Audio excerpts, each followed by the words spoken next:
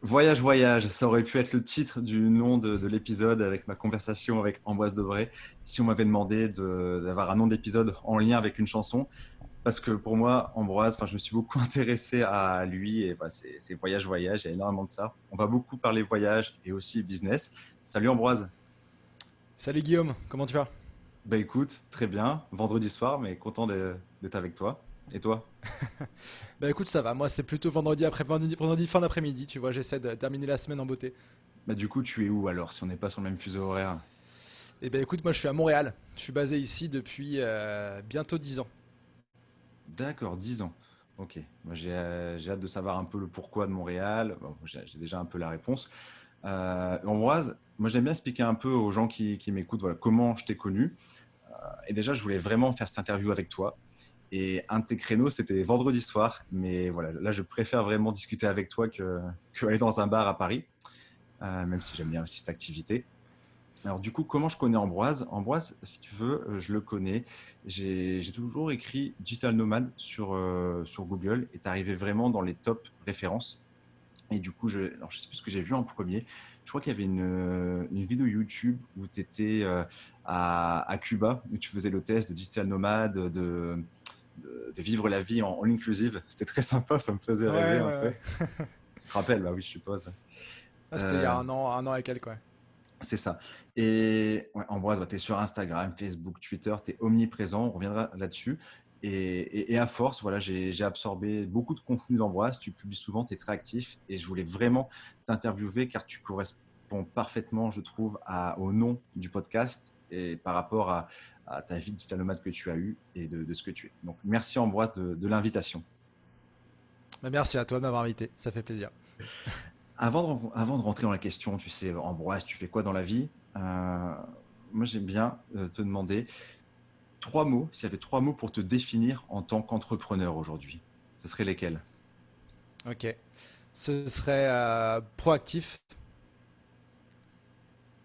euh, procédurier Wow.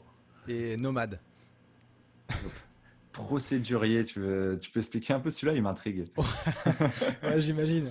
En gros, c'est que je suis quelqu'un de très organisé et j'aurais jamais pu faire tous les projets que j'ai menés si j'étais pas organisé. Et j'ai plein de choses qui sont soit automatisées, soit sous forme de process, etc. Dans ce que je fais comme activité. Et Ok. ça définit vraiment ce que je fais. Tu vois, quelqu'un qui commence à travailler avec moi, j'embauche 3 freelances en ce moment. Directement, il a un process, on travaille dessus d'abord avant toute autre chose. Parce que comme ça, on sait qu'il n'y a pas de temps perdu et qu'on est d'accord sur ce qui va se passer. Ok. Et du coup, t'as un plan est-ce que tu fais le plan de 90 jours, peut-être un an? Enfin, t'as un plan, t'as une vision du Ambroise du futur à combien de temps? Bah, j'ai une vision. Ouais, je fonctionne le modèle des 90 jours, un peu comme le définit Stan Leloup. Moi, je l'ai connu en fait d'un anglophone, je pense, qui a inspiré un petit peu Stan. Il y a un truc qui s'appelle 12 Week Years, en fait. Et c'est sur YouTube, tu peux retrouver ça. C'est le même principe, quoi. Donc j'ai un petit peu une vision à long terme, 25 ans de ce que je veux faire, tu vois, des gros projets. J'ai une vision aussi des objectifs à l'année, et puis après par trimestre, et puis par semaine. D'accord. À 25 ans, ouais, J'ai top. Bah c'est ouais, c'est histoire d'avoir une vision long terme, tu vois. Puis j'ai mon carnet si on est plutôt sur le journalier quoi. Et ouais, c'est important. J'ai fait un gros travail là-dessus avec mon père. Mon père en fait, il est à la base, il est ingénieur en chimie, mais il s'est formé à devenir coach exécutif il y a quelques années. Et on a fait, bah, il m'a pris un peu comme cobaye au début. On a regardé un petit peu tout ça ensemble. Et ouais, avoir une vision à long terme, je pense que c'est vachement important pour savoir où on s'en va. Et ça t'apporte quoi de savoir ce que tu vas faire au jour, de savoir ton plan à la semaine? Enfin, quelle valeur ajoutée ça t'apporte? Bah, la valeur ajoutée principale, c'est qu'en fait, tu sais que toute chose que tu fais, ça contribue à ton objectif moyen terme, qui contribue à ton objectif long terme, tu vois. T'as pas d'actions qui sont perdues, de projets qui vont te mener nulle part, tu vois, normalement. Et tout Hmm, ce que tu fais, en anglais, move the needle vers là où tu vas aller. ok. Ouais, ça a un sens par rapport à où tu veux aller. Ok, c'est clair. Avant d'entrer dans la question, comme je disais, tu fais quoi dans la vie? Moi, j'ai toujours été inspiré par le déclic. Euh, le déclic, bah, tu connais aussi ce nom. L'épiphanie bridge aussi. L'épiphanie, c'est voilà, le moment. Est-ce que déjà, toi, tu as un moment, on va dire, haha, où tu te dis, je veux avoir la vie que je mène aujourd'hui. Est-ce que ça a été un déclic? Il y a eu un moment où ça a été plus une montée en température au fil des années, quoi. Ouais, bah des déclics, j'en ai eu plein à différents niveaux. Tu vois, j'en ai eu au niveau du voyage, quand je me suis retrouvé à 15 ans dans une famille chinoise, tu vois, en échange, tout seul. Ça, c'était plus un déclic niveau voyage, dépaysement culturel. Après, pour toute la partie devenir indépendant et nomade, je te dirais que ça a été quand j'ai commencé à découvrir tout ce côté, enfin, qu'en fait, ça existait les digital nomades. Donc, je pense que tout se retrace au moment où j'ai lu La semaine des 4 heures de Tim Ferriss en 2013. Et à ce moment-là, pour te resituer, j'étais en deuxième année d'HEC, ici à Montréal. Donc je crois que mes parents me l'ont offert pour Noël ou un truc comme ça. Et je suis parti après faire un stage de 2 mois en Allemagne. Et j'ai voyagé un petit peu. Et après, je suis parti faire mon échange en Argentine, tu vois. Et c'est à ce moment-là qu'il fallait que je choisisse, ok, c'est quoi l'aspect que je fais à HEC. Et donc là, tu vois, basé là-dessus, j'ai pris toutes mes décisions pour pouvoir être indépendant géographiquement et tout ce qui va avec, tu vois. Donc je dirais ça. Premier gros déclic. Et après, déclic niveau freelance. J'ai eu ma première mission en finissant mon bachelor ici à HEC en 2014, où j'ai trouvé une mission en freelance en startup qui était très mal payée. Tu vois, j'étais payé, j'ai fait le calcul l'autre fois, 2,85 $ de l'heure, donc à peu près 2 euros pour les Européens. Mais j'ai appris tellement de choses et j'ai vu, ok, tu peux bosser sans être dans le moule du consultant, etc., qu'on t'a vendu en école et être libre, tu vois. Pendant cette mission-là, j'ai pu partir bosser depuis New York, tu vois. C'est 6 heures de route de Montréal. J'ai pu partir des semaines en chalet, tu vois. Et donc continuer à bosser et être payé, même si c'était pas grand-chose, tu vois. Je savais que j'avais le potentiel d'augmenter ça. Et voilà. Je pense que c'est ça mes réponses à ta question des déclics. D'accord. Donc, on pourrait dire que c'est la semaine de 4 heures quand même qui a lancé quelques mécanismes.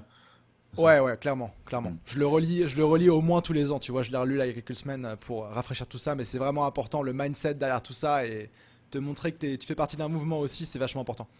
Ça me fait beaucoup rire parce que je crois que j'expliquais quasiment la même chose où moi j'ai eu un déclic. On n'a pas pris la même voie exactement, on n'a pas pris la même voie après, mais c'est dingue comment ce titre, enfin ce titre aussi.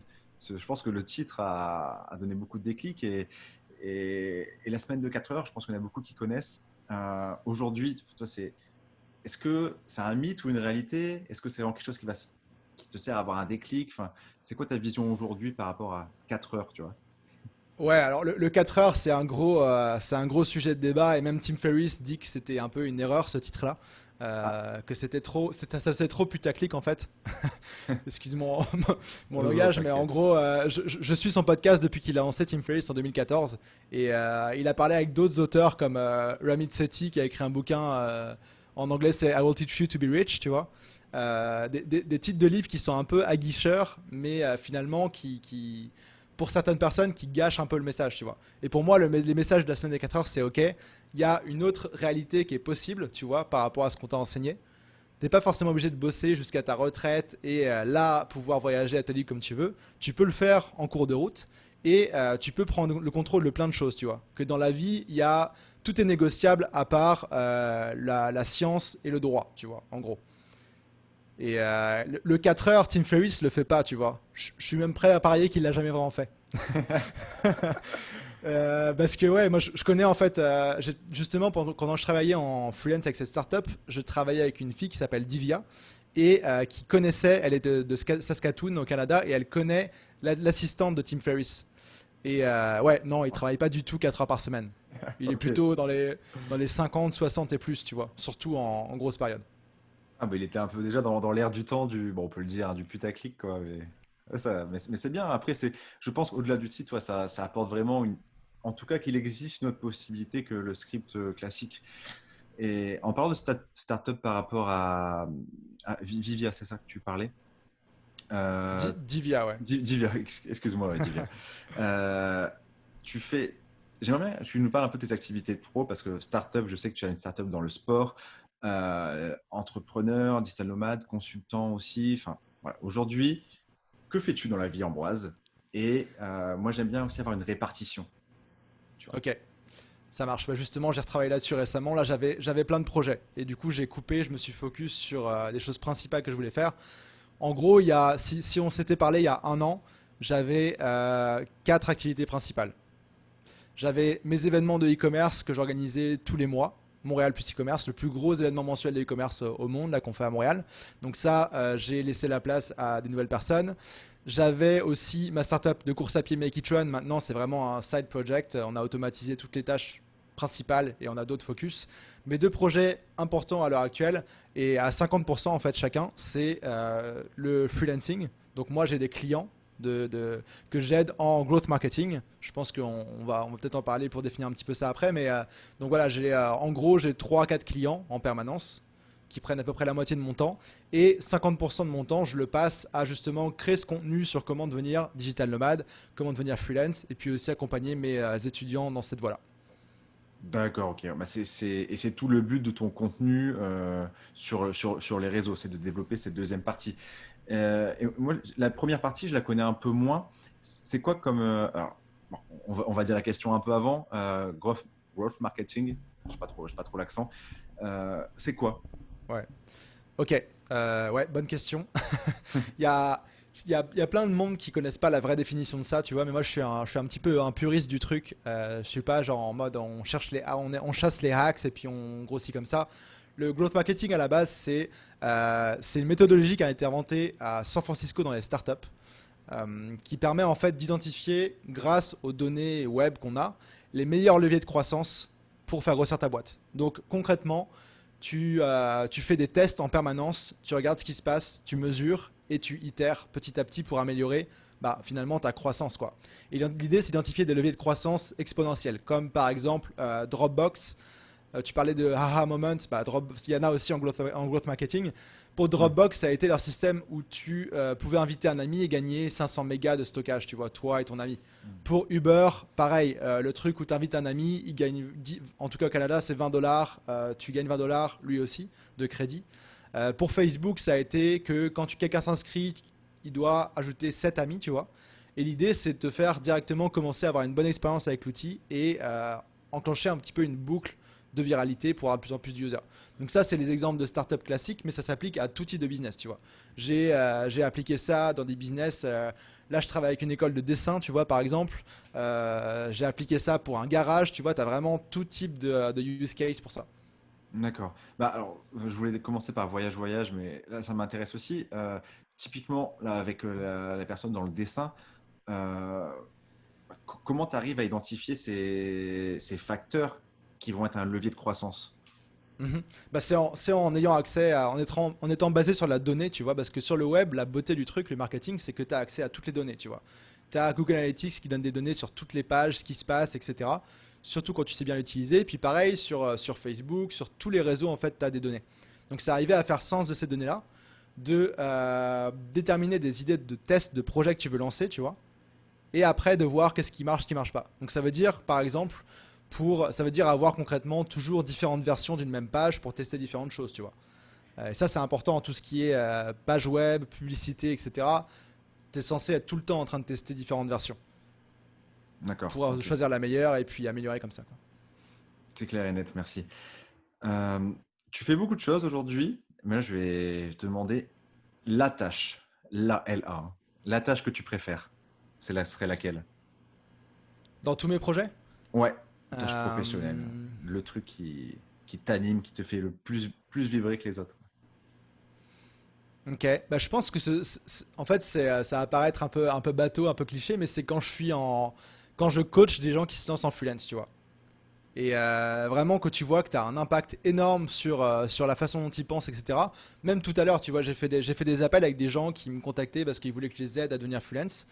Et tu sens que juste en remettant un peu les choses dans l'ordre, dans leur tête, tu peux leur faire gagner des semaines, des mois et les guider précisément, tu vois.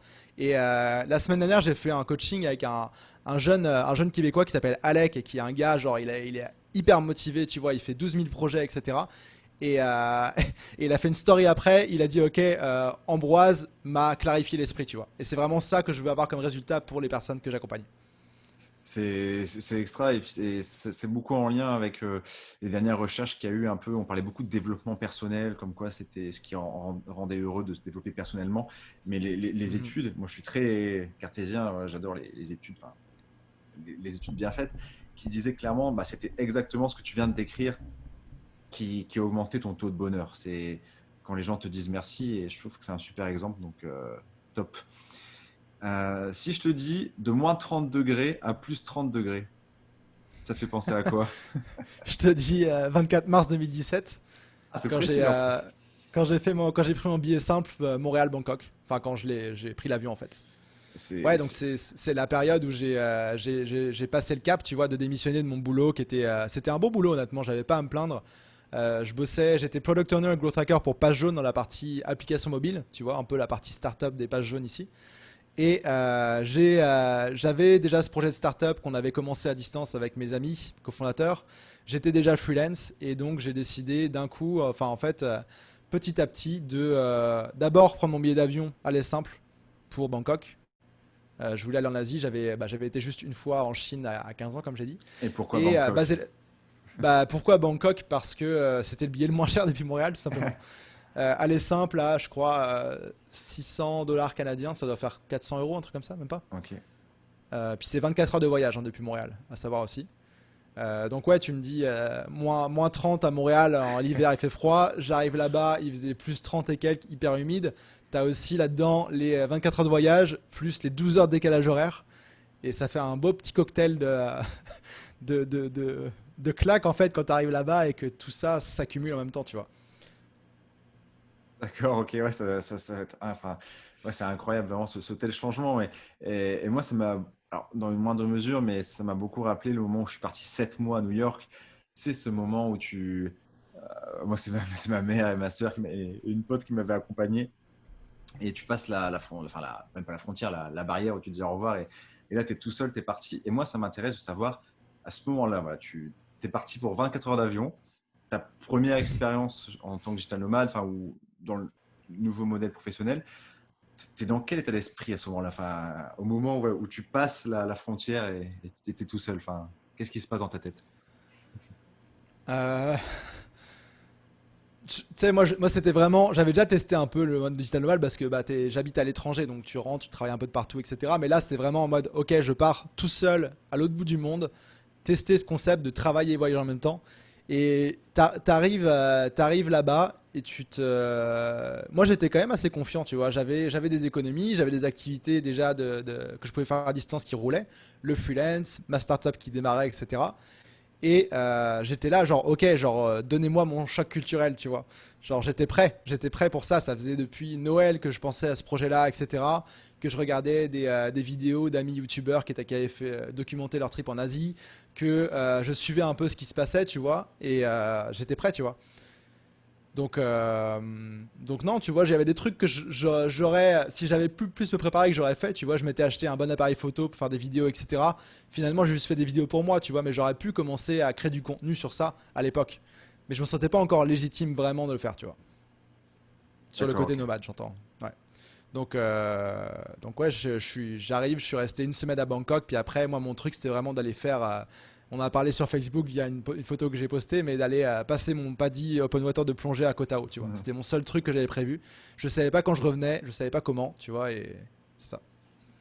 D'accord. Et donc, du coup, tu arrives à Bangkok, tu sais déjà plus ou moins où tu vas aller, combien de temps? C'est quoi Pas tes du tout. projets à ce moment-là? Non. Je savais que j'allais à Koh Tao après.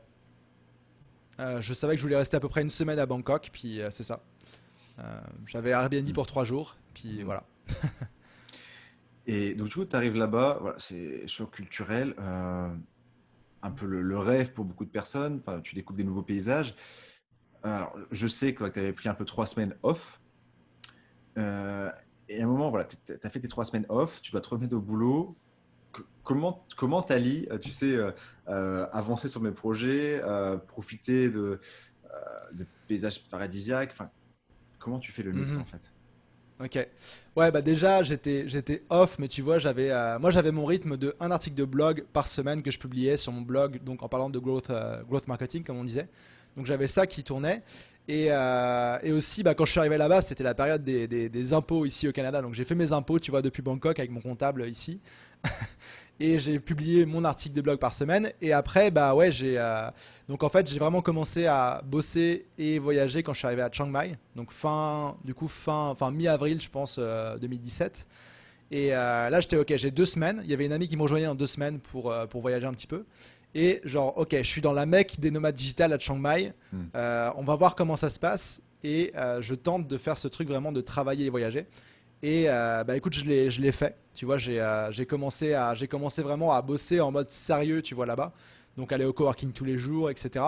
Ce qui fait quand même un petit choc quand tu as passé 3 semaines dans les îles du sud de la Thaïlande, tu vois. Euh, c'est ça. Et donc bah là, j'ai bien pu bosser, tu vois, mais je suis limite tombé dans l'extrême de trop bosser parce que j'étais tout seul. Je connaissais personne. Je m'étais fait quelques connaissances à je veux dire des bières nomades, etc. qu'il y a à Chiang Mai. Mais je suis tombé dans l'excès, tu vois, où je faisais que bosser et j'avais aucune notion du temps qui passait, tu vois. Et je m'en suis rendu compte à un moment, tu vois, j'arrivais plus à penser clairement à ce que je voulais faire comme article de blog, j'arrivais plus à rien, tu vois. J'ai dit, ok, on va faire une pause, on prend un jour off, on va visiter un petit peu, etc.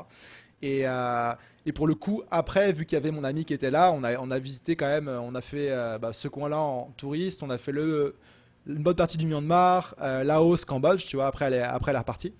Et là, j'étais un peu dans l'autre extrême, tu vois, de ok, j'arrivais à publier mon article de blog par semaine, mais il faut voir dans quelles conditions, tu vois. Je le publiais, j'écrivais mon article de blog à l'arrière d'un bus dans un chemin de terre au Laos, tu vois, parce que je m'étais dit ok, je vais publier.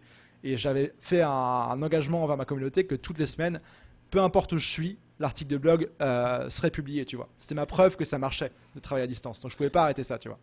Et ouais, vas-y. Ça me fait penser, en fait, ceux qui t'écoutent beaucoup, je pense qu'ils connaissent cette histoire, mais j'ai envie que tu la racontes encore. C'est ce que tu peux raconter la fois où tu as finalisé ton article de blog dans un endroit encore qui est un peu à l'opposé du monde pro, tu vois, tu vois, tu vois de quoi je Ouais, parle.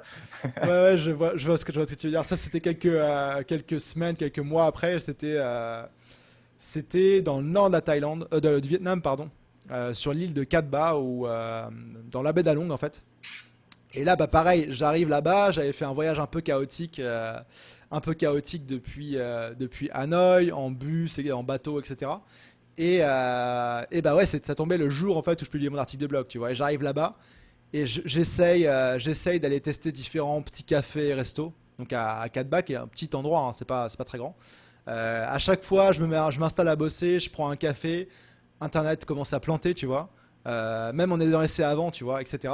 Et finalement, je trouve un endroit qui a Internet ok, tu vois. J'avais fait un test, j'avais demandé le mot de passe, j'avais fait un test sur fast.com, etc. Internet était bon, tu vois, pas de problème. Je m'installe là-bas, à la base, c'est un resto avec un peu de musique, bière, etc. Et je suis en plein article, focus dans mon truc, et là, ils éteignent toutes les lumières, ils mettent la musique à fond, ils enlèvent les tables, et t'as genre une boule à facettes qui commence à faire de la lumière, tu vois. Et moi, ils me laissent ma table parce que j'étais vraiment focus. Et voilà, je me retrouve en fait en boîte de nuit sur une table avec un article de blog. Et voilà, je voulais le finir, tu vois, il me restait peut-être 1 heure d'écriture, relecture, etc. Et ouais, c'est ça. C'est ça l'histoire. Et c'est bon, tu l'as fini combien de temps après tu as réussi à bosser? Ouais, j'ai T'as réussi à fait fini. bosser. Bah écoute, tu sais, j'avais mon casque, j'étais dans mon truc, tu vois. Je Ouais. bosse toujours avec de la musique, donc ça me changeait pas trop. C'était plus les lumières qui t'aveuglent qui étaient un peu, un peu compliqué à gérer, mais ouais. En parlant d'articles de blog, si je vais te dire un chiffre, on va jouer à chiffrer des lettres. Si tu dis 20 000, ça te fait penser à quoi? 20 000, ouais, je pense que je vois ce que tu veux dire. Tu parles Ouais, de l'article de blog que j'ai écrit qui m'a rapporté des missions en freelance, c'est ça? ouais, c'est ça. Bah, je suis curieux de savoir un peu l'histoire Ouais. de cet article. Ouais, bah en fait, moi, le blogging, en fait, j'ai commencé mon site, ma personal brand, mon site perso, etc. Pendant mes études pour m'entraîner un petit peu sur WordPress et m'entraîner à écrire, tu vois, en anglais. Parce que Montréal, bon, c'est bilingue, tu vois. Je parlais bien anglais, mais je voulais continuer, tu sais, mon anglais écrit, je voulais l'améliorer, etc. Et je voyais que le blogging, en tout cas à l'époque, c'était un gros levier, tu vois. Donc j'ai commencé à écrire différentes choses. Il y a tout le monde qui me demandait en fait comment j'organisais des événements à succès, tu vois. À Montréal, je suis quand même connu pour ça. Organiser des événements sold out de 100, 200 personnes, tu vois, à chaque fois. Et donc, il y a beaucoup de gens qui me demandaient comment je faisais ça. Et donc, j'ai écrit mon premier article de blog. Je l'ai écrit, je pense, le week-end de la Pentecôte, en un jour. Un article de blog, genre de 8000 mots. C'est un truc monstrueux où je détaillais étape par étape tout comment je pensais à un événement, comment je choisissais les speakers, l'endroit, la bouffe, les permis d'alcool, tous ces trucs-là. Et donc, je publie ça, tu vois. et je vois que bah il y a un peu de réaction. Tu vois, les gens qui me posaient ces questions-là, ils sont là, oh trop cool, machin. J'organise un événement avec ça et je te dirai, etc. Et puis après, je me suis dit, ok, justement en pensant un peu à Tim Ferriss, comment il voyait les choses, de créer du contenu, etc. Je me suis dit, moi aussi, faut que je sois out there, que je crée du contenu. Et je vais créer du contenu sur ce que je suis en train d'apprendre et de faire en tant que freelance et dans mon boulot, le growth marketing, le growth hacking, tu vois. Donc là, j'ai commencé à me dire, ok, si je veux le faire sérieusement, il faut que j'ai un rythme, ok. Tim Ferriss, il publie pas un podcast tous les 3 mois, tu vois, il en fait un ou deux toutes les semaines. Moi, je vais commencer avec un par semaine et je m'y tiens, tu vois, pendant au moins un an. Et donc, j'ai commencé à bloguer comme ça toutes les semaines en anglais. Au début, c'était franchement pas terrible, tu vois. Puis je me suis amélioré petit à petit. Et donc, bah, j'ai écrit sur plein de sujets en fait du growth marketing, comment bah, grossir des comptes sociaux comme Twitter, Instagram, comment automatiser la promotion des articles de blog, etc. Et bah, ce que j'ai remarqué en fait petit à petit, c'est que ces articles de blog, bah, ils étaient bien référencés sur Google. Et donc, j'avais des gens qui commençaient à me contacter par mon formulaire pour me dire, ah Ambroise, genre, can you help me with this, tu vois? Est-ce que tu peux m'aider à faire ça? Et bah, tu sais, des articles comme ça, j'en ai une soixantaine sur ce domaine-là. J'ai tenu ça pendant plus d'un an. Et donc, notamment, il y a un article de blog. C'est pas le seul hein, qui m'a ramené des clients, mais il y en a un particulièrement qui m'a directement ramené des clients qui m'ont contacté. C'était sur comment grossir son compte Twitter. Et j'ai fait le calcul il y a quelques semaines, puis j'ai fait une vidéo YouTube là-dessus, que cet article de blog, il m'a rapporté 25 300 $ de mission freelance, tu vois. D'accord, donc c'est des personnes qui voyaient ton article et qui te contactaient, et après qui te proposaient des Ouais, missions. Ouais. la création de contenu, c'est un truc assez magique. C'est que bah déjà, tu as une occasion de te promouvoir. Tu fais la promotion de ton contenu, mais c'est toi qui l'as écrit, c'est sur ton site. De deux, tu prouves ta crédibilité dans le domaine, tu vois. Ok, le mec, il est assez confiant pour écrire un article de blog là-dessus. Trois, c'est de la bonne qualité, il sait de quoi il parle. Et quatre, genre, ok, pourquoi est-ce que je l'embaucherais pas pour le faire pour moi, tu vois. Hmm. Et c'est comme ça que ça a commencé petit à petit à apprendre. Et c'est un canal super puissant en freelancing, tu vois. J'ai jamais eu trop à faire de prospection, etc. de mon côté. Parce que j'avais mon réseau que j'avais développé par mes événements. Et puis aussi, bah, ces articles de blog, ce contenu-là, qui faisait qu'en fait, plutôt que moi aller chasser des clients, comme certains le font et le disent, tu vois, un peu comme des requins assoiffés de cash pour survivre en tant que freelance, moi j'étais plutôt en mode inbound, tu vois. Les clients viennent à moi, mon réseau me réfère. Et je trouve ça beaucoup plus sain et beaucoup plus comment dire, moins stressant que être toujours en train de chercher des clients sur des plateformes, etc. Même si c'est un très beau point de départ, tu vois. Hmm. C'est clair. Et c'est une belle histoire, d'autant plus que bah, voilà, tout simplement le marketing de contenu, moi pour te resituer, bah, je l'avais déjà expliqué avant, mais pour resituer, j'ai fait aussi ce podcast parce que bah, c'est un peu le même conseil que tu as entendu de la part de Tim Ferriss. Je crois que tu disais, c'est un conseil de Russell Branson qui disait publie donc au moins une fois par semaine pendant 52 semaines, pendant un an, que ce soit blog, podcast, vidéo YouTube, ça pourrait, j'en sais rien, TikTok peut-être, peut-être pas, je sais pas. Et ta vie professionnelle avancera en fait, voire changera. C'est clair. Ça, c'est exact, c'est la preuve de ce que je viens de me dire. Et c'était une question que j'avais pour plus tard, mais je vais te la poser maintenant. Tu parles de prospection, de marketing de contenu. Là, il y a quelqu'un qui veut se lancer, voilà, que tu accompagnes. C'est quoi un peu ton discours, ton positionnement par rapport à ça? Est-ce que tu dis de commencer un peu dans les deux au début? Parce que je pense qu'au début, tu n'as pas des résultats tout de suite avec du marketing de contenu. Enfin, Mhm. c'est quoi ton discours par Alors, rapport à ça? moi, je vais te parler spécifiquement du cas d'un freelance, parce que c'est principalement là-dessus que j'aide des personnes. Moi, ce que je dis, c'est que commencer à créer du contenu tout de suite, te créer un beau site avec un beau logo, un beau portfolio, etc. C'est bien, tu vois, mais c'est une stratégie moyen-long terme. Ça ne t'aura pas des résultats comme ça tout de suite. Si tu te lances, tu as des choses à tester avant de créer du contenu. Tu as des choses à tester, notamment au sujet de qu'est-ce que tu fais concrètement pour tes clients. Même si tu as un métier précis, tu vas pas forcément faire la même chose, tu vois. Il faut se spécialiser, il faut trouver quel type de client tu vas aider, quelle cible en fait tu vas avoir, avec quelle offre tu vas le faire et ton positionnement, ok. Et donc ça, tu le sais pas forcément de base, ok, j'aide les salles de sport à avoir plus de clients toute l'année, tu vois, par exemple. Tu le sais pas forcément tout de suite. Donc il faut que tu testes ça. Et la meilleure manière de tester et de trouver des clients rapidement, bah, c'est en te mettant sur les plateformes freelance. parce que là, tu as des entreprises qui cherchent des gens comme toi pour les aider à résoudre leurs problèmes. Et c'est aussi en faisant de la prospection. Donc typiquement, peut-être sur LinkedIn, aller chercher des profils de personnes qui pourraient avoir besoin de tes services parce que tu as identifié telle ou telle chose. Et bah, les contacter, en fait, peut-être contacter 10 personnes par jour, tu vois. C'est un peu comme la création de contenu. En gros, tu te mets out there, tu fais quelque chose, tu l'optimises en continu, puis tu as des résultats tout de suite, tu vois. Et le truc, c'est que si tu restes dans l'inaction, t'as pas de feedback, tu vois. Hmm. Si tu t'écris 50 articles de blog mais tu les publies pas, tu sais pas s'ils sont bons ou s'ils sont pourris, tu vois. Alors que si tu le publies, t'as des gens qui vont te dire mais c'est nul ton article, genre j'ai rien compris, pourquoi t'as pas parlé de ça, etc. Pareil, la prospection. Tu contactes quelqu'un. Déjà, si tu le fais avec une approche trop commerciale, directement les gens ils vont être là, bon, qu'est-ce que tu as à me vendre, j'ai pas le temps, tu vois. Si tu le fais bien, tu vas voir que tu arrives à passer cette première étape. Peut-être que tu arriveras à susciter assez d'intérêt pour que vous bookiez un appel téléphonique ensemble pour parler de ça. Et puis après, peut-être un contrat, tu vois. Mais c'est en faisant les choses que tu as du feedback, tu vois, et que tu avances. C'est un peu. Il y a beaucoup de monde qui parle de loi d'attraction, etc. en ce moment. Je sais pas si tu vois un peu ça. Euh, J'ai fait une partie sur ça vas-y, je te laisse. Mais oui, je connais très bien. Ouais. Ouais, donc il y a plein de monde qui parle de ça en ce moment, etc. Il n'y a rien de nouveau là-dedans, tu vois, mais c'est juste que, tu sais, moi j'y crois en soi, mais j'y crois si t'es en contrôle du truc, tu vois. Si tu fais quelque chose. C'est pas genre, t'attends comme ça et quelque chose va te tomber dessus, tu vois. C'est genre, Bah, tu fais quelque chose et ça se passe. Et souvent, même, il y a des gens qui me disent, tu vois, ok, il y a des gens qui me rejoignent mes programmes et qui me disent, bah écoute, en vrai, j'ai même pas encore commencé à regarder les vidéos, j'ai pas eu le temps, mais parce que je me suis mis dans ce truc-là, il y a des contrats qui m'arrivent, tu vois. Euh, donc ça, moi, j'y crois, j'y crois. Quand tu passes à l'action, que tu fais quelque chose, tu as des résultats. S'ils sont mauvais, tu terres. S'ils sont bons, tu continues et t'améliores. Mais ouais. moi, c'est beaucoup en lien par rapport à. Bah, j'ai fait l'épisode juste avant celui-là sur un peu ma vision un peu sur le développement personnel, les limites. Et moi, pareil, loi d'attraction. Alors moi, je suis pas très spirituel, je suis un peu, c'est scientifique, etc. Oui, ça t'augmente tes chances en pensant à beaucoup de choses, mais parfois j'ai l'impression dans certains trucs que, il faut plus que ça. Faut faire comprendre aux gens que oui, c'est important, mais il y a Ouais. plus quoi. Donc Mhm.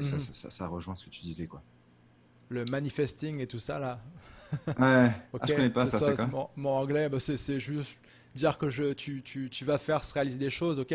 Mais donc, fais ce qu'il faut pour que ça arrive, tu vois. C'est Ouais, pas ouais, genre, c'est laisse pas ça. ça à l'univers ou autre.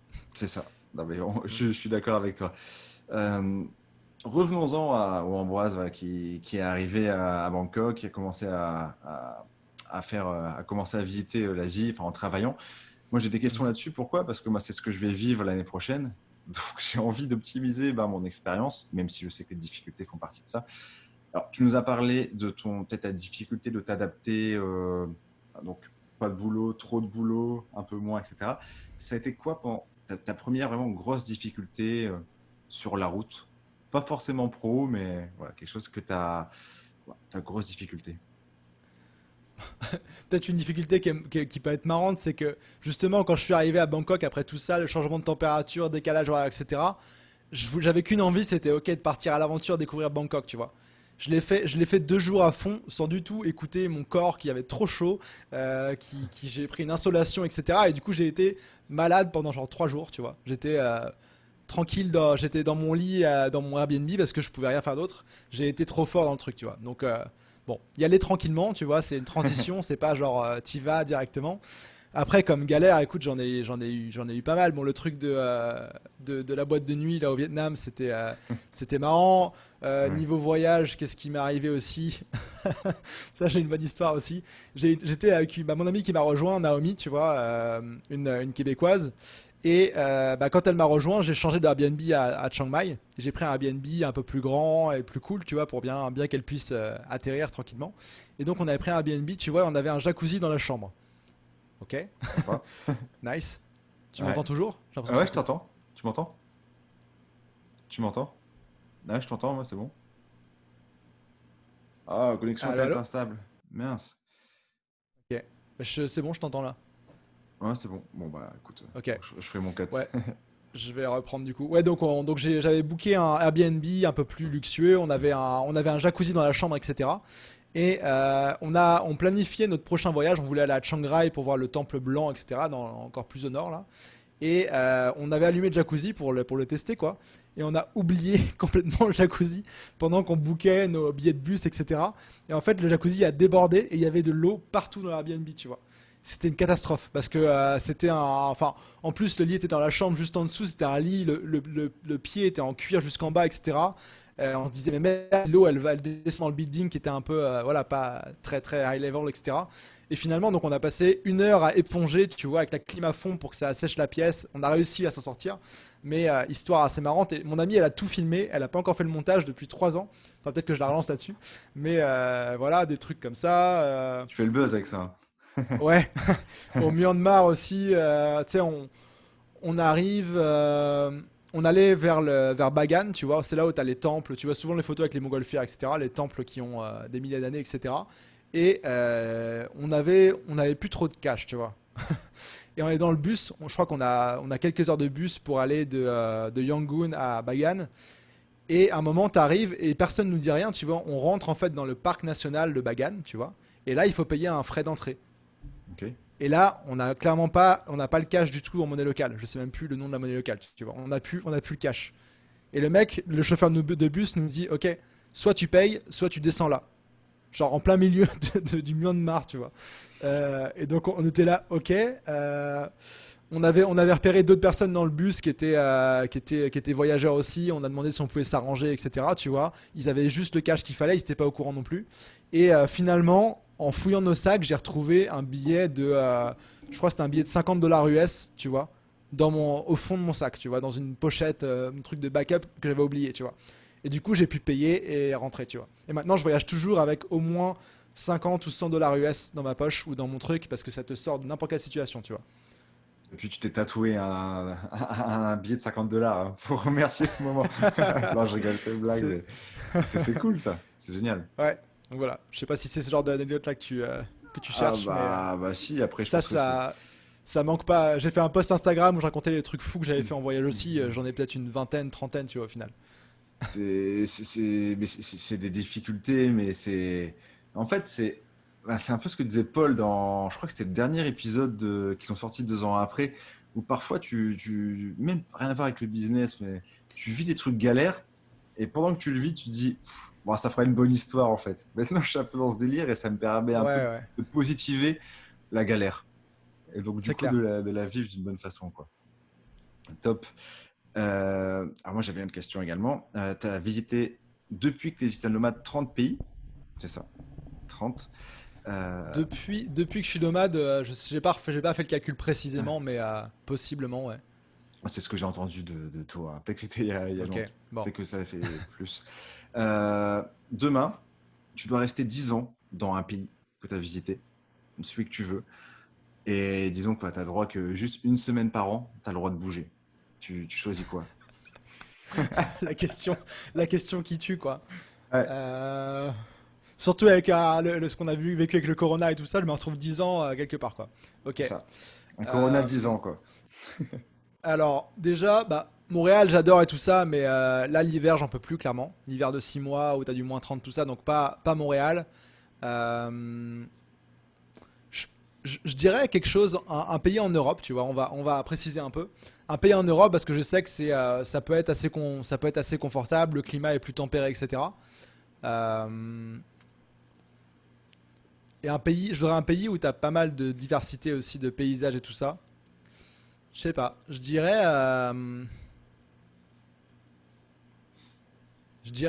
l'Italie, tu vois, comme ça. Ok. J'y ai été quelques fois en vacances, tu vois, dans différents endroits, j'ai bien aimé. C'est pas spécialement le plus pratique en tant que digital nomade, mais avec les forfaits de téléphone, tu t'en sors bien. Et t'as de la montagne, t'as la mer, t'as la bonne bouffe, des gens sympas, une vraie culture, tu vois. Ouais, je dirais ça. Top. C'est intéressant parce que ouais, t'en as visité beaucoup de pays, donc c'est. Voilà. Je voulais avoir Ouais, le compte, là, je l'ai refait récemment, c'est 37 pays, là, pour l'instant. 37. C'est pour quand les 40? Pour bientôt? Bah, d'ici Noël, je Ouais, pense, hein. ouais, c'est ça. Bah, tu me disais avant. Ah oui, donc tu as vu que ton expérience, t'es parti à Bangkok, voilà, digital nomade, t'es resté 5 mois, je crois, de mémoire. 4 5 mois.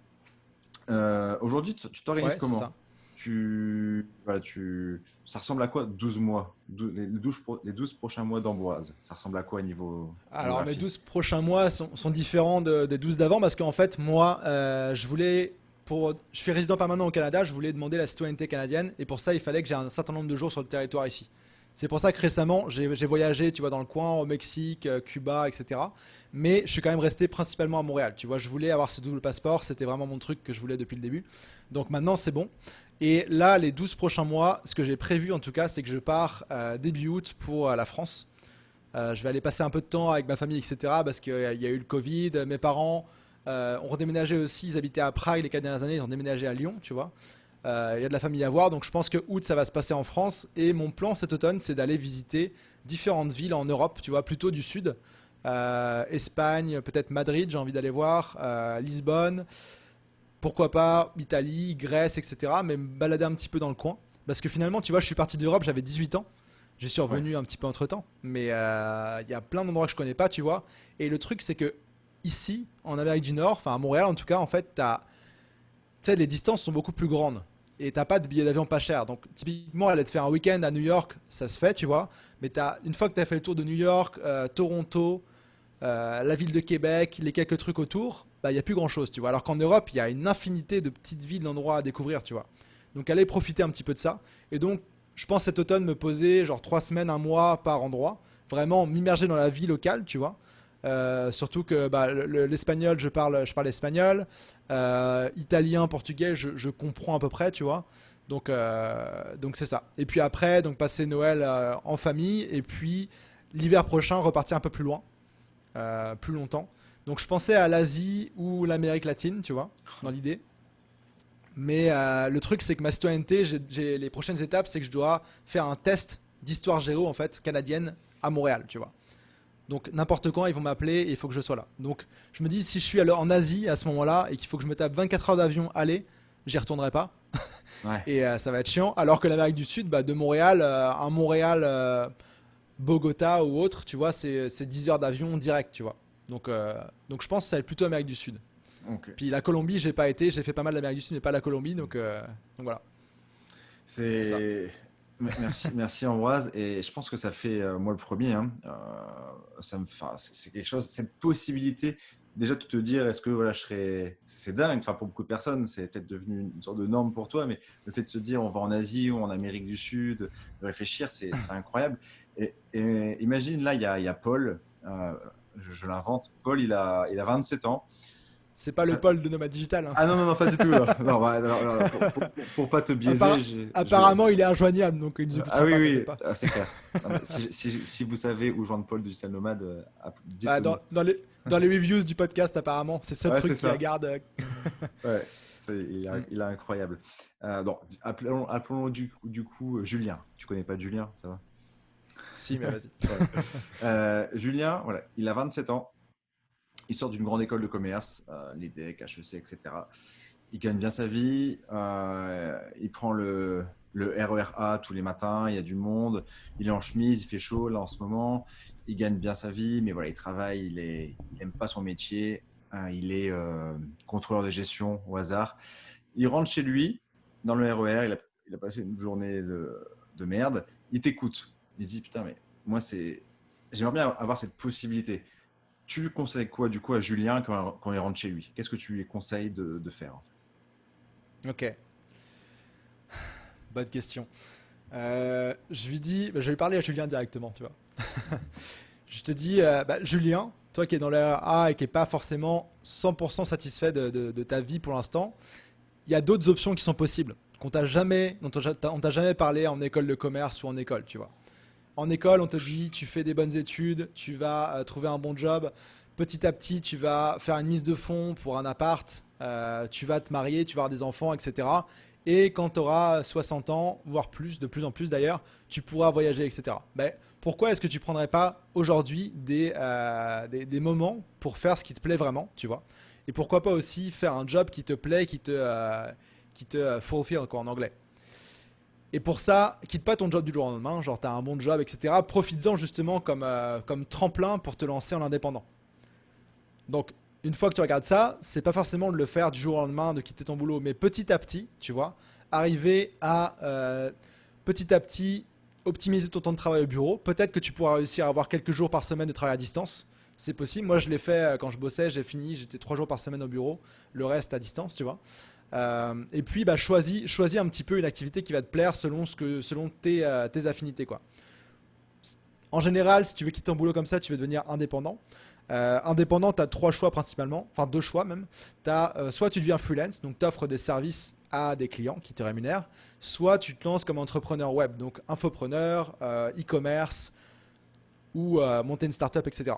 Mais freelance, c'est la façon la plus facile de se lancer parce que tu peux te lancer petit à petit à côté. Tu n'as pas d'investissement à faire. C'est rapide, tu vois, tu trouves un client, bah, la semaine prochaine, tu es payé par exemple.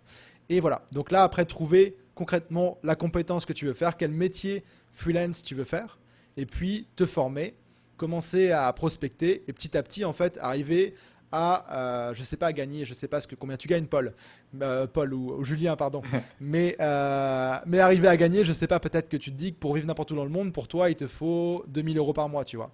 Bah, arriver à gagner, peut-être c'est 1 500, 2 000 € par mois en freelance à côté de ton boulot. Tu peux travailler dans le RER, tu vois, tu mets ton ordi ou tu travailles de ton téléphone, etc. Et arriver à générer ça, et là tu pourras quitter ton boulot tranquillement, tu vois. Et voilà, c'est un processus, c'est pas d'un coup on devient fou, on quitte tout, on part en Asie, c'est un processus. Et il faut T'accompagnes commencer tout de suite. ouais. T'accompagnes des gens dans cette situation qui. Est-ce que c'est quelque chose que tu constates beaucoup, ces gens que tu accompagnes, cette recherche de sens, d'être libre géographiquement? Ouais, un truc en commun, c'est d'être libre, libre de son emploi du temps, de son horaire, de cette situation, tu vois, être en contrôle. Le côté nomade, il y en a qui l'ont, il y en a qui l'ont pas. Peu importe, tu vois. Moi, c'est ce que j'ai choisi, c'est ça que je voulais. Mais la liberté, peu importe ce que tu en fais, si c'est pour passer plus de temps avec tes enfants, c'est fine aussi, tu vois. Mais moi, j'en ai plein des exemples de personnes que j'ai accompagnées, tu vois, qui étaient consultants en IT à Paris, qui ont fait un burn-out, qui maintenant ont switché, sont genre marketeur web, monteur vidéo. Des gens qui, par exemple, en finance à la défense, qui ont fait un burn-out aussi, qui sont repartis chez leurs parents, se former, etc., qui maintenant sont en train de devenir photographes, par exemple, tu vois.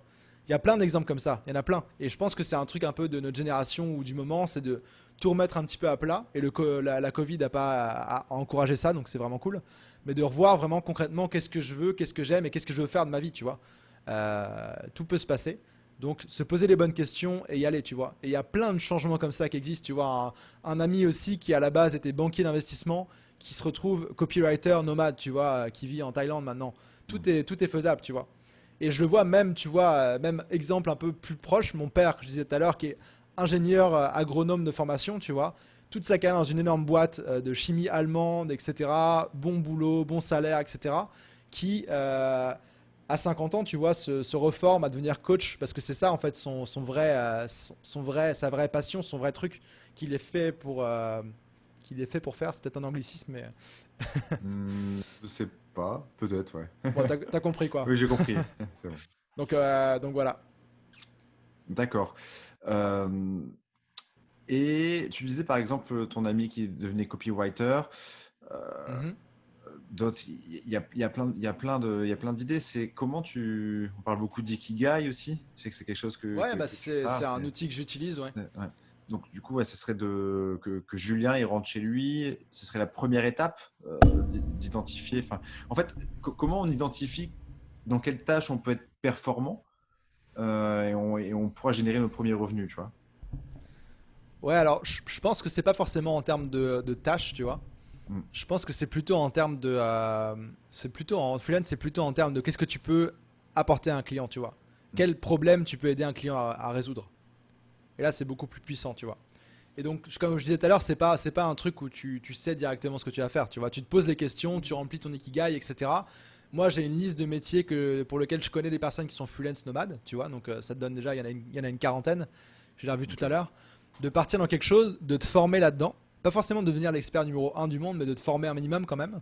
Et souvent, ce que je remarque, c'est que les personnes ont toutes des passions un peu enfouies, des trucs. Tu sais, t'avais appris Photoshop à 15 ans l'été parce que tu voulais faire un montage pour un pote, tu vois, ou t'avais filmé des voyages, t'avais fait des vidéos que t'avais mis sur YouTube mais que t'avais pas partagé. Tout le monde a un peu un truc comme ça, peut-être créatif ou différent de ce qu'on faisait, qui nous anime, tu vois.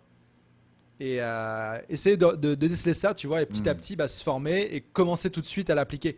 Prendre peut-être des missions gratuites auprès d'amis ou voilà, te faire un portfolio, te lancer là-dedans, voir si ça te plaît, le valider, tu vois. Toujours étape par étape, quoi, à tâtons. Je sais que c'est une question, la question du temps. C'est toujours, il y a plein il y a plein de différences, mais est-ce que toi, parmi les gens que tu accompagnes ou que tu connais, tu as identifié on va dire une moyenne pour arriver pour commencer à vivre en France? Enfin, après, je sais que ça dépend des gens, mais voilà, pour commencer à vivre, par exemple, 1 500 euros, tu vois, est-ce tu as identifié une moyenne de temps pour arriver à ce statut-là? C'est difficile de te faire une moyenne, puis ce serait pas très représentatif parce que ça dépend vraiment de beaucoup de choses, tu vois. Hmm. Il y en a par exemple, je parlais à un gars l'autre jour, il est développeur web, tu vois, et il est employé. Il veut devenir freelance développeur web parce que c'est ce qu'il adore, il est bon là-dedans, tu vois. Donc lui, Ouais, typiquement, s'il se débrouille un peu en vente, en prospection, en quelques semaines, il peut l'avoir ça, tu vois. Alors que quelqu'un qui part de zéro, qui change complètement tout, il faut qu'il se forme, là c'est un processus plus long. Mais moi ce que je dis c'est qu'en général, les personnes qui ont déjà les compétences dans ce qu'ils veulent faire en tant que freelance, en un mois, tu peux trouver des clients. Au moins ok, un client, tu vois. Et c'est ce que j'ai comme résultat avec mes étudiants. d'accord. Un mois les premières missions, top. Ouais, Super. Donc Julien, voilà, vas-y. t'as un mois. Enfin, t'as un mois. Enfin, c'est juste une décision, quoi. Avant de passer aux questions rituelles, il y avait une question un peu plus technique que je voulais te poser.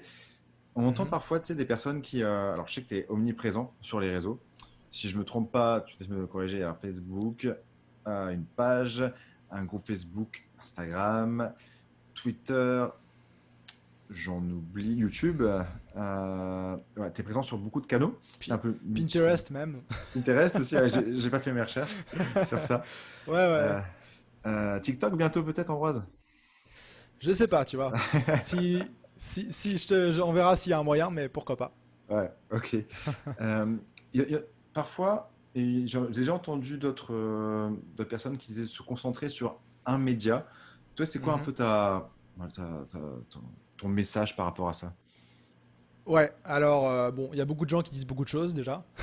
Ouais, Il faut voilà. trouver ce qui marche pour nous et ce qui est faisable, tu vois. Dire à quelqu'un qui commence de publier tous les jours sur Instagram, ça va être dur à tenir, tu vois. Il faut que tu découvres tous les codes, etc., les outils. Mais en gros, moi, ce que je fais, c'est que oui, je suis présent partout, mais j'ai des focus, tu vois.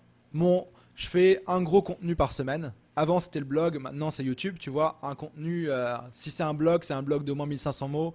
Si c'est une vidéo d'au moins 8-10 minutes, tu vois. Une fois par semaine, le mercredi en général. Et après, ce contenu-là, ce contenu, on va dire mère, il est publié partout. Ok. D'accord. Donc, il est publié sur Facebook, sur Instagram, en story, sur Pinterest, Twitter, envoyé par email à ma liste, tu vois. Mais c'est un contenu à la base, tu vois. Donc, c'est jouer un petit peu là-dessus. Et plus par rapport aux réseaux sociaux, mon focus, moi, il est clairement sur Instagram parce que je trouve que c'est un réseau social qui est incroyable parce que tu peux vraiment partager ton quotidien avec les gens, ce que ne te permet pas d'autre chose. Et mon groupe Facebook où maintenant on est un peu plus de 1000 membres, où ça interagit. Et tu vois, c'est pas juste moi, il y a d'autres personnes qui posent leurs questions, on leur Hmm. répond, etc. Donc ça, c'est mes deux principaux réseaux sociaux. Et ce que je fais, ma stratégie elle est super simple, c'est que Instagram, c'est mon point de départ, tu vois.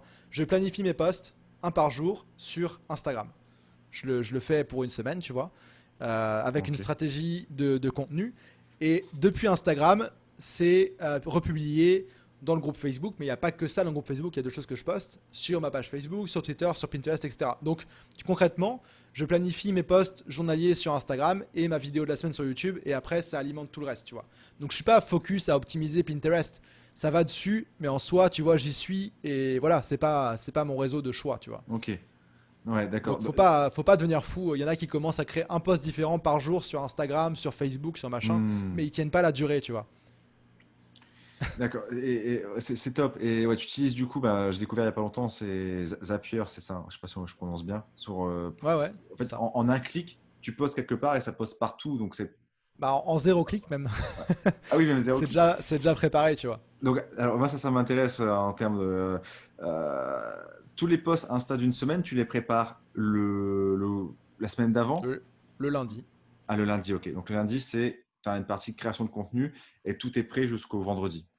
Ça me prend 1 heure même, les posts, tu vois, pour une semaine. Parce que je suis entraîné et que je sais exactement ce que je vais Ouais, écrire. d'accord. Ok, c'est cool. Donc ouais, je planifie, si tu veux, les outils, etc. Je planifie mes posts dans un outil qui s'appelle Later, ok, qui va automatiquement publier sur Instagram pour moi. Ok.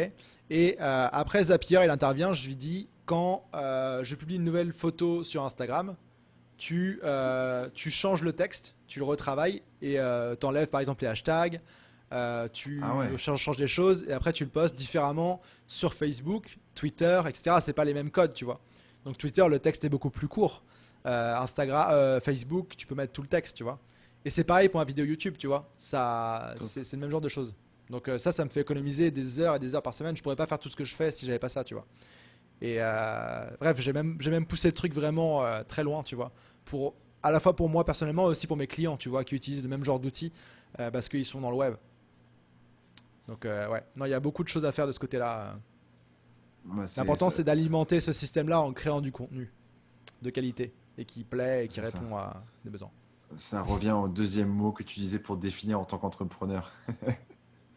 Ouais, c'est ça, C'est c'est ça. ça, c'est Peut-être que top. procédurier, c'est pas le bon choix de mots, mais je sais pas si tu as un synonyme qui te vient en tête, tu vois, mais Oui, bah, organisé peut-être, plutôt que procédurier, ça fait vraiment très comptable, oui, mais c'est clair. Non, mais ouais. c'est top et c'est clair que moi déjà, enfin, je pensais utiliser ça parce que rien que pour publier mon podcast entre LinkedIn, Facebook et Instagram, Mhm. enfin, Ouais, non, c'est sûr. ça prend un peu de temps, quoi. Donc, T'es pas sur cette terre pour cliquer, tu vois. ouais, c'est clair. Automatisons. Tout ce que tu dois faire plus d'une fois, tu devrais l'automatiser. C'est clair. Ça, moi, j'ai toujours pensé avoir du temps et, enfin, Mhm. en tout cas, que ton temps, 1 heure que tu consacres, augmenter l'argent par rapport à ça, quoi, pas être dépendant, sinon on s'en C'est sort clair. plus sur toutes les tâches. Bon, on a déjà bien discuté, déjà merci. On va arriver aux questions rituelles. Je me suis un Ok. peu, voilà, tous les podcasts que j'écoute, enfin, j'adorais hein, les questions rituelles. Il y en a trois et une qui est plus une recommandation. La Ok. première, c'est marrant ça, on est né à 3 jours d'écart pour info. Moi, je suis né le 2 mai 92. Toi, tu es né le 29 Ok. avril. Ouais. Donc aujourd'hui, bah, je ne peux pas me tromper, tu as mon âge, donc tu as 28 ans. Le Ambroise de 38. Que fait-il? Bah déjà, il est vieux. C'est marrant, tu vois toujours Euh, ça comme hyper loin, hyper vieux, mais tu vois, on arrive à 28 ans. Si on t'avait parlé de 28 ans quand t'avais 20 ans, tu te serais dit, ouais, mais genre, je serais déjà tout bien, tout serait bien, tu vois. Mais les choses se passent jamais comme prévu, tu vois. Ça, c'est sûr. Mais donc, le Ambroise de 38 ans, travaille toujours sur le web, il est toujours nomade ou expat, tu vois. À voir. Il a peut-être des bases dans différentes parties du monde où il peut passer certaines parties de l'année. Il a une organisation et des business décentralisés complètement, tu vois, qui nécessitent plus autant de son temps tous les jours et justement plusieurs business, tu vois. Typiquement, bah là pour l'instant j'ai la formation et accompagnement comme activité et le freelancing. J'ai aussi la startup qui tourne, mais l'idée c'est d'avoir de plus en plus de projets comme ça pour limiter tes risques, tu vois, parce que quand tu es entrepreneur indépendant, tu as toujours peur que d'un coup ça se casse la gueule, tu vois, du jour au lendemain. Et du coup, en ayant différents projets, c'est important. Donc peut-être, tu vois, pourquoi pas, c'est mon domaine aussi, le e-commerce, j'en avais lancé qui n'avait pas marché, mais pourquoi pas relancer maintenant que je connais ce que je connais des sites de e-commerce, tu vois. Pourquoi pas aussi lancer des blogs, tu vois, de niche. Tu sais, tout dépend ok. du temps que je vais arriver à me libérer dans les projets actuels et la croissance que je vais avoir. Mais c'est ça, puis bah, Ambroise, il voit aussi long terme, tu vois, même maintenant. C'est-à-dire que là, tu vois, je commence à investir en différentes choses, à me renseigner sur l'immobilier, des choses comme ça, tu vois, qui sont aussi des choses à long terme, tu vois. Donc voilà. C'est clair et c'est précis. Et puis, je savais que ça allait être précis quand tu me disais que tu avais déjà quand tu m'as dit 25 ans au début. Donc, Ouais, bah alors, tu vois, si tu veux, le truc de 25 ans, je l'ai fait il y a quelques années, mais tu vois, mais j'avais quelques trucs que j'ai déjà cochés, tu ouais, vois. J'avais par exemple être cool. prof à l'université, check. Pouvoir être 100% libre d'où je suis, ce que je fais, etc. Check. Après, j'ai comme projet, tu vois, par exemple, d'écrire un livre. Je sais pas, tu vois, avoir des enfants, il y a plein de trucs dans ça. Mais petit à petit, si tu sais où tu vas, bah, t'y vas. Super. Deuxième question. Ouais. Ben, on est beaucoup parfois, tu sais, à une ère de marketing de la frime pour certains. Moi, je veux dire un peu l'opposé. C'est quoi ta plus grosse peur en tant qu'entrepreneur? Ok. Bah, en tant qu'entrepreneur, je pense que la plus grosse peur, quand tu fais quelque chose qui commence à marcher, qui sort un peu du commun, tu vois, de pouvoir faire ça sur Internet, etc., tu as toujours cette peur au fond de toi. Et ça, c'est pas juste moi, tu vois, c'est tout entrepreneur. J'écoutais l'autre jour le podcast de Stan Leloup avec Antoine Pétavin. Antoine Pétavin, il est sur le web depuis longtemps, tu vois, c'est un peu le dinosaure du web. Tu as toujours cette peur qui te dit, ok, ça peut s'arrêter du jour au lendemain. Je construis un truc sur du sable mouvement, quoi. Le web, ça change. Demain, est-ce que Google change son algorithme et t'es foutu? Est-ce que Facebook disparaît? Tu vois, t'as pas de sécurité 100%. Donc je pense que c'est important de diversifier, d'avoir ses activités, mais de diversifier ses activités et puis aussi ses investissements, tu vois, pour, euh, pour gérer cette peur que tu as un petit peu toujours, tu vois. Mais Merci. l'avantage, c'est que, étant donné que je suis freelance, même si tout se cassait la gueule demain et que tu me remettais en slip dans la rue, dans une semaine, j'aurais trouvé d'autres clients freelance, tu vois. Donc Top. c'est un avantage. Pour moi, c'est un peu l'assurance d'entrepreneur être freelance, l'assurance de l'indépendant. Tu sais que peu importe ce qui t'arrive, t'es couvert. Ok. Merci Ambroise.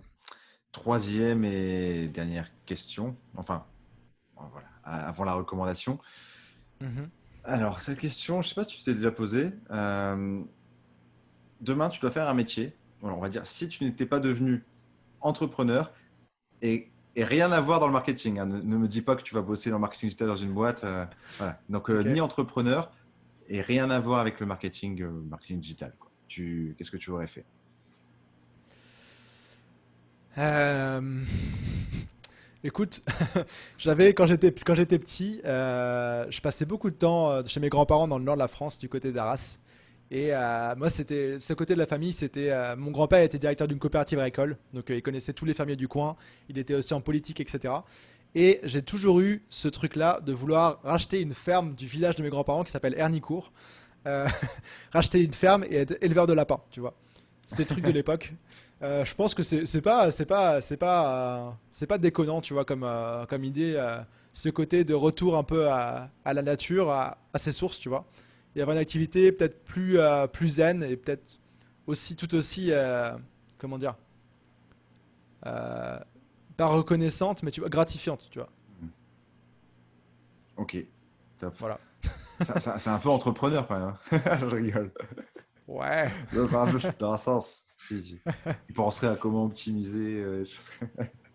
possible, mais bon. Non, Dans tous les métiers, tu vois, tu veux te remplacer, tu veux, voilà. c'est ça. C'est une blague. Ou Euh, sinon, enseigner, tu vois. J'ai ouais, donné un cours à HEC Montréal pendant un an, c'était vraiment cool. Et même top. ce que je fais sur le web, c'est aussi enseigner, tu vois. Donc ça, c'est un métier, tu vois. Donc ouais, ouais. Je pense enseigner quelque chose qui me plaît. C'est quelque chose qui fait trop du bien, bah, juste par rapport à la personne Alec, qui t'a dit merci, quoi. Juste pour entendre ça, plus t'enseignes, plus potentiellement t'as des merci, quoi. Donc ça, C'est ça. c'est top. Tu sens que tu as un impact, ouais. Hmm. Puis moi, le truc aussi, pour rebondir là-dessus, le truc d'aller enseigner à HEC, tu vois, quand tu es entrepreneur web, freelance, etc., tu as ce truc un peu anti-école chez beaucoup de monde. Ouais, genre Steve Jobs, Mark Zuckerberg, ils n'ont pas fini leurs études. En francophonie, Stan Leloup, Antoine BM, ils n'ont pas fini leurs études. Et donc, ils crachent un peu sur les études, etc. Mais justement, bah, moi, je les rejoins sur certains points, tu vois. Mais justement, moi, je voulais être un peu le prof infiltré, tu vois, qui va sur le terrain et qui fait passer ses idées de OK, vous êtes à HEC, mais vous pouvez faire autre chose aussi. Et grâce à ce que je vous apprends dans le cours de Web Analytics que je donnais, vous pourriez devenir freelance, tu vois. Je le glissais comme ça. Et je pense que ça a germé chez quelques-uns. Déjà, au moins chez une personne, Tania, qui était dans mon élève à HEC, qui a suivi ma formation après et qui maintenant est 100% freelance. Donc oui, tu vois. Top. Il y a une dernière rubrique, ça s'appelle la ringommandation. Ok. La recommandation, donc c'est un mélange entre mon nom de famille et recommandation. Ça peut être une recommandation sur n'importe quoi, le pro, le pas pro, un podcast, une chaîne YouTube, un livre, une application. C'est une carte blanche à ce sujet-là, quoi. Une recommandation pour... ok. Donc de trucs qui fait économiser du temps, l'argent ou autre. Ouais, peu importe, ça peut être Euh, un sandwich au thon que t'as mangé, j'en sais rien. ok. Enfin, une adresse. Bah, ok, je vais donner un truc qui est pertinent par rapport à ce que je vis en ce moment. Là, je suis en train de vendre tous mes trucs à Montréal, parce que bah, je suis là depuis 10 ans, j'ai accumulé pas tant de choses, tu vois, par rapport à quelqu'un de classique, mais quand même, tu vois, j'ai des meubles et tout. Je suis en train, là, dans le process de tout vendre, tu vois, d'ici mon départ dans un mois.